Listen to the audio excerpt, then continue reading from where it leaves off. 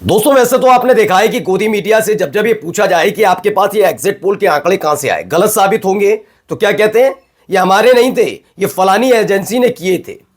और अगर अच्छे हो जाए तो अपने खुद का डंका बजाते हैं।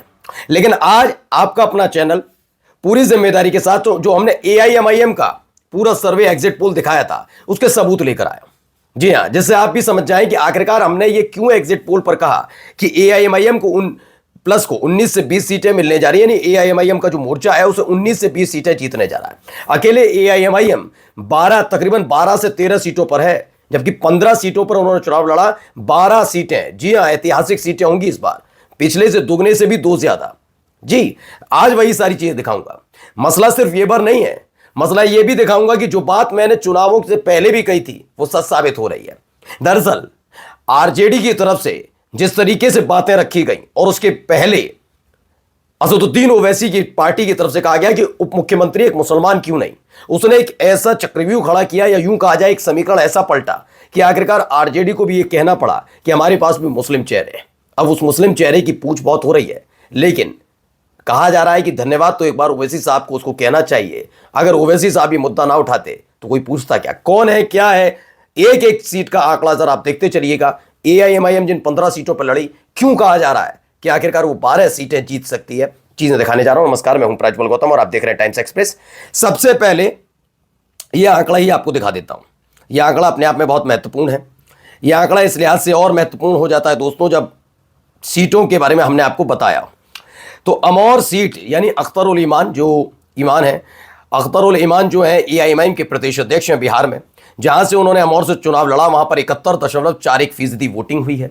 कहा यह जाता है कि अगर ज्यादा वोटिंग होती है तो ज्यादातर ये जो होता है वहां की स्थिति वो मौजूदा सरकार के खिलाफ मानी जाती है। अब देखिए, अमौर बलरामपुर में आदिल हसन एआईएमआईएम 74.58% वोटिंग हुई। टर्नआउट हुआ है ढाका, राणा रणजीत सिंह है, इन्होंने चुनाव लड़ा ढाका सीट से एआईएमआईएम 70 यानी आपको 60% से ज्यादातर ऊपर मिलेंगे। और जो 60% से ऊपर है, समझ लीजिए वहां पर एआईएमआईएम, या फिर यह समझिए कि वहां पर विधायक बदलने तक के लिए तैयारी हो चल रही थी।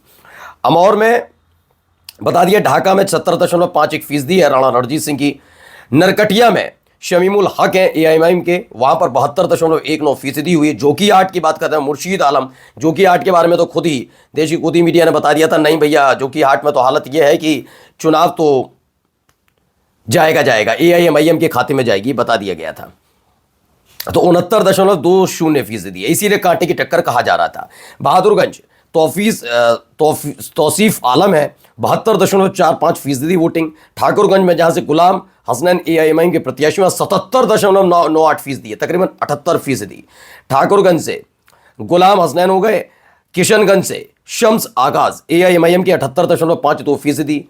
बैसी से गुलाम सरवर है एआईएमआईएम के 74.85% यहां पर वोटिंग हुई। बैसी के लिए भी कहा जा रहा था कि नहीं भाई, बैसी में भी हालत यह है कि आसानी से एआईएमआईएम सीट निकाल लेगी, और ये गोदी मीडिया का अपना आकलन था।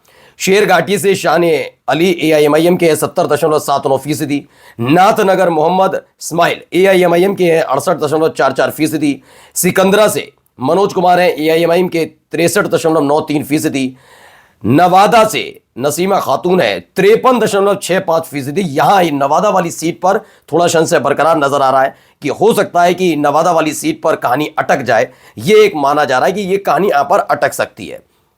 मधुबनी राशिद अंसारी है एआईएमआईएम के 60.25% वोटिंग हुई। कस्बा, यह भी थोड़ी मधुबनी वाली सीट भी फंसती नजर आएगी, या फिर कांटे की टक्कर में, फंसने का मतलब ये नहीं कह रहा, हो सकता है जीत भी जाए, लेकिन कांटे की टक्कर नजर आएगी। मधुबनी में राशिद अंसारी बता दिया मैंने आपको। कस्बा शहनवाज आलम है 78.10%। ठीक है, यह भी सीट निकलती नजर आ रही है। बरारी यतीम उर रहमान है 77.67% वोटिंग हुई वहां पर। अररिया में मंजूर आलम है 66.30% है। और कोचा दामन जहां पर 75.95% है, सरवर आलम ने चुनाव लड़ा है।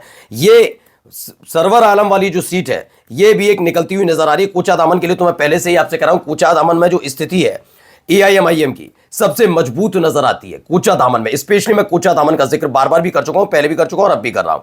अब आइए, कौन कौन सी सीटें हैं एआईएमआईएम को जो लीड कर रही है। अमौर है, बहादुरगंज और कोचा दामन है, ये बताई जा रही है। तो इसी में मैंने अमर में बताया 71.41% वोटिंग हुई।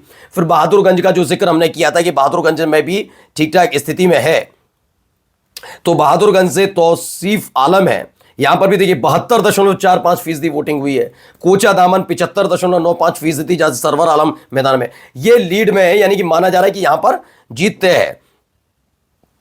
अब आइए अगली देखिए, कांटे की टक्कर बताई जा रही है बलरामपुर और जोकीहाट में।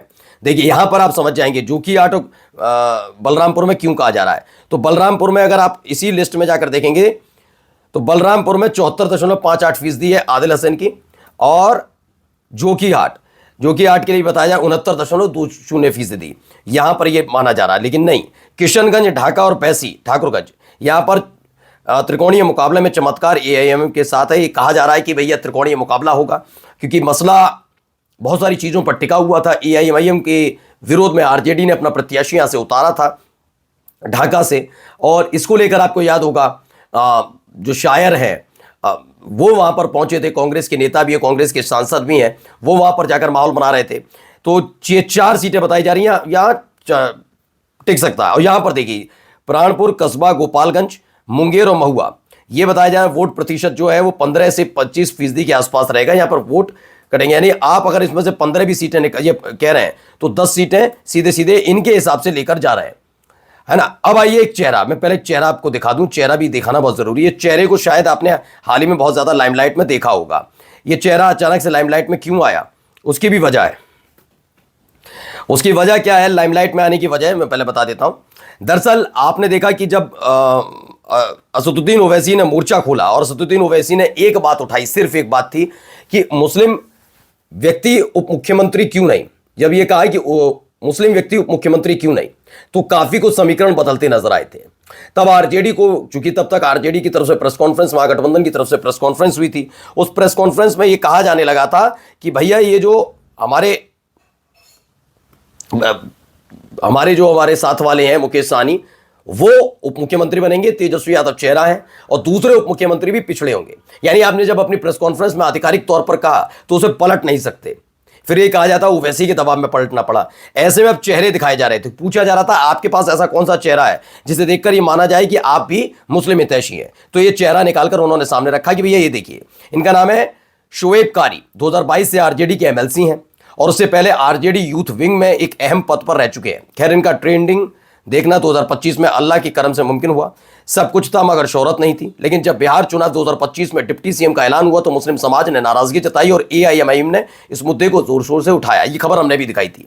वहीं से इनको पहचान और शोहरत मिली शुरू हुई जब ये तेजस्वी यादव के साथ इस्लामी टोपी में अगली सुबह हेलीकॉप्टर में नजर आए, तब से इन्हें पहचान मिली। मैं ये नहीं कह रहा कि पहचान पहले थी या नहीं थी, ये मसला होता ही नहीं है।